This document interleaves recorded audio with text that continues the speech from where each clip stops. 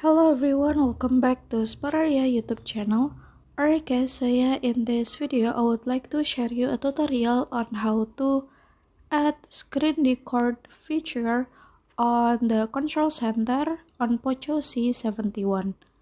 Alright guys, so for those of you who usually do the screen record or take screen record um, and you suddenly don't find the screen record feature on the control center, don't need to be worried guys, because you can add it back to the control center on your cell phone.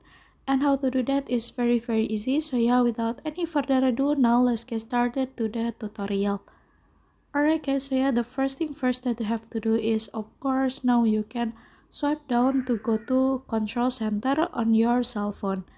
And then after that, now you can click on the pencil icon on your control center, and then over here you can see the screen record feature, and then you can long press and navigate it into your control center.